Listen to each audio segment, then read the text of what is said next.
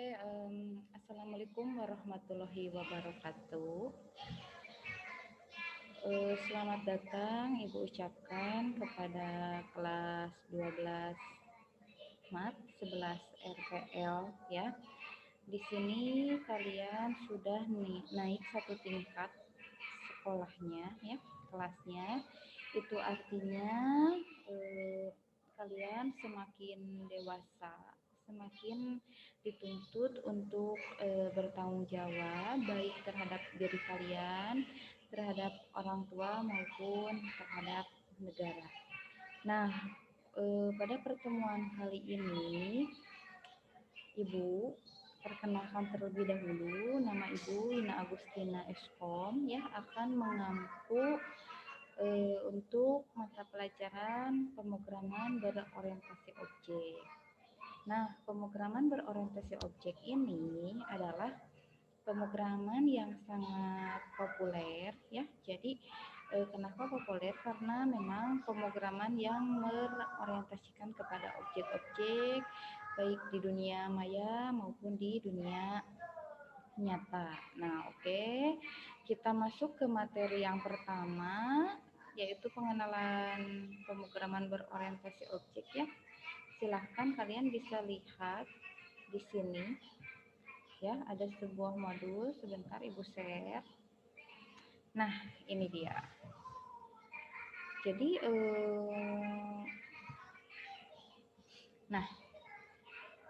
modul pemrograman berorientasi objek itu terdiri dari 5 bab ya untuk semester sekarang. Bab yang pertama itu mempelajari tentang apa sih pemrograman berorientasi objek. Kemudian kita juga harus tahu apa itu Java ya. Java itu adalah bahasa pemrograman berorientasi objek. Nah, oke, kita lihat di sini. Mengenal pemrograman berorientasi objek ya. Pemrograman orientasi objek atau biasa kita sebut dengan OOP ya, adalah paradigma pemrograman yang berorientasikan kepada objek. Ya, di mana semua data dan fungsi di dalamnya itu dibungkus dalam suatu kelas-kelas atau objek-objek. Nah, dan objek-objek tersebut bisa mengirim pesan, memproses data, dan menerima pesan dari objek lainnya. Oke, itu adalah pengertian dari OOP. Jadi, OOP ini adalah bahasa pemrograman di mana tidak terikat atau tidak harus melewati langkah-langkah yang lain atau langkah-langkah tertentu untuk mencapai tujuannya ya. Contohnya kalau misalkan kita mau bikin aplikasi itu biasanya ada tahapan-tahapan dari A sampai Z ya. Nah, tapi pemrograman berorientasi objek ini tidak seperti itu.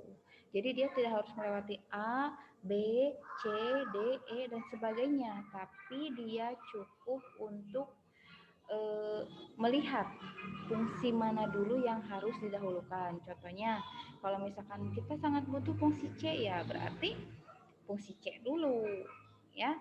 Kemudian dari C kita misalkan ke Z, bisa karena memang kembali lagi ke pemrograman berorientasi itu, berorientasi objek itu adalah pemrograman yang mengedepankan objeknya itu ya. Nah, jadi kalau misalkan di kehidupan sehari-hari pemrograman orientasi objek itu contohnya objek itu kita misalkan manusia ya. Manusia punya mata, hidung, telinga dan lain-lain. Nah, dalam bahasa pemrogramannya itu namanya atribut ya. Kalau misalkan kita bisa berjalan, menari, tertawa, menangis, itu namanya behavior atau misalkan kelakuan. Nah, makanya ketika mengenal pemrograman berorientasi objek itu ada berorientasi objek itu kayak gimana. Contohnya kalau misalkan kita objek, kita butuh makan. Nah, berarti yang berfungsi itu kita harus punya tangan gitu, tidak kaki dulu, misalkan tidak tidak kaki dulu atau misalkan tidak perut dulu, tapi yang jelas ketika tujuannya mau makan Itu artinya kita harus punya atribut tangan untuk mengambil makanan. Nah, kayak gitu ya. Jadi pemrograman berorientasi objek ini sangat dekat dengan kehidupan kita. Makanya kalau misalkan kalian mau mengenal pemrograman berorientasi objek, ya tentunya kalian mengenal diri kalian sendiri, karena di sana ada objek, ada atribut, kemudian ada kelakuan, ya semuanya tergabung dalam orientasi objek. Oke, nah selain konsep-konsep seperti itu, kita juga harus tahu ya kalau misalkan LOP itu harus memahami beberapa konsep ya. Konsep yang pertama itu adalah konsep kelas. Ya. Kelas itu adalah kumpulan dari beberapa objek. Itu sama dengan mata pelajaran matematika ya. Kita biasanya kalau misalkan objek-objek dikumpulin itu dibentuk menjadi sedemikian rupa. Nah, kumpulannya itu disebut dengan kelas ya. Nah, sama di OOP juga atau di PBO juga ada yang disebut dengan kelas, yaitu kumpulan beberapa objek ya. Ibu, misalkan objeknya Wina Agustina sebagai guru SMK Inovasi, maka pasti berkumpul dengan guru-guru SMK Inovasi ya. Contohnya misalkan ada Pak Cecep, ada Pak Yopi, Pak Adit, Bu Rina, itu semuanya guru-guru SMK Inovasi. Makanya kelasnya itu namanya kelas guru SMK Inovasi. Kayak gitu ya. Nah, kemudian konsep yang kedua tadi itu ada objek ya. Kalau OOP itu pasti nggak akan jauh atau harga matinya itu objek. Kenapa? Karena dari objek ini kita bisa menggali apa kebutuhan sistem ya, kebutuhan dari sebuah sistem itu untuk menjadi lebih baik gitu. Makanya dari objek ini kita bisa menyelesaikan, melihat beberapa kelemahan untuk memperbaikinya menjadi lebih baik ya. Makanya definisinya objek adalah representasi fakta dunia yang diwakili dalam bentuk simbol.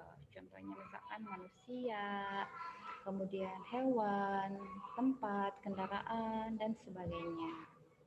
Nah, kemudian konsep yang ketiga itu kita juga harus tahu atau harus paham dengan metode ya.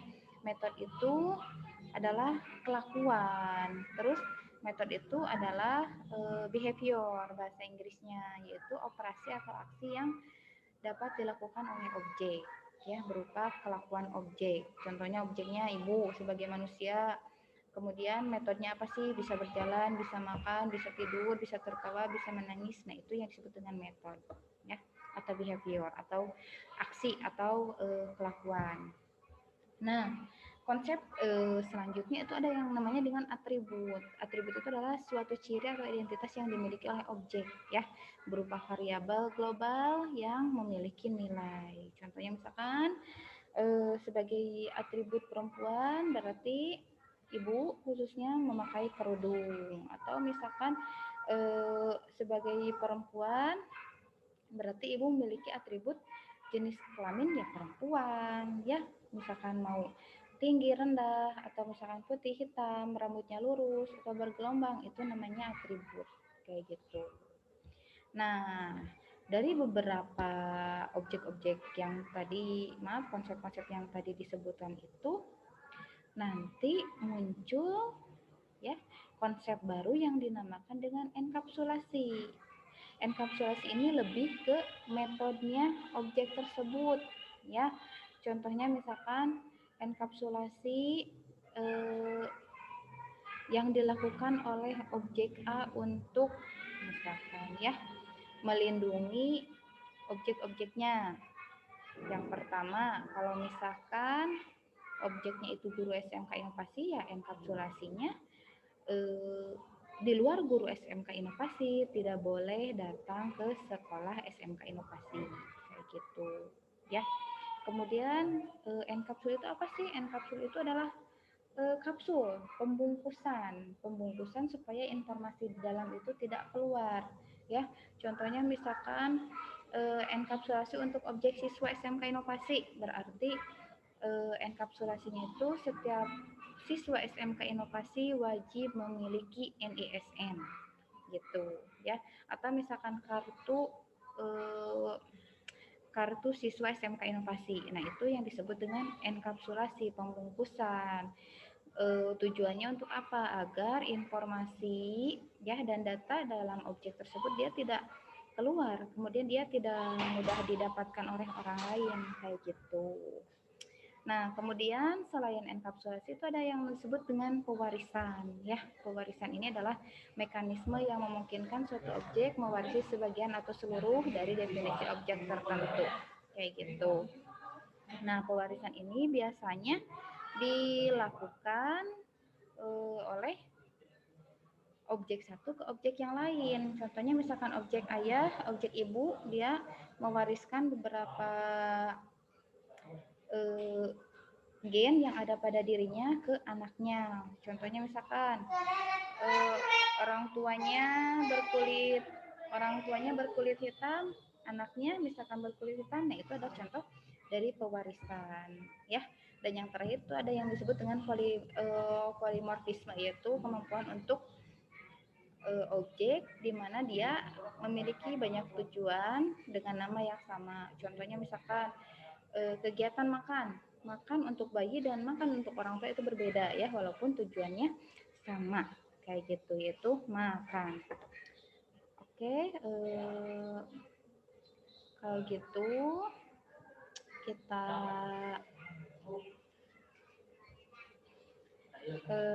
kalau gitu kita masuk ke kegiatan yang pertama, ya, itu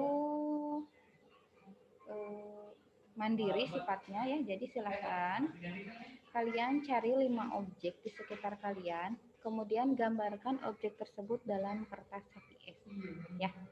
Contohnya misalkan di sini ada botol.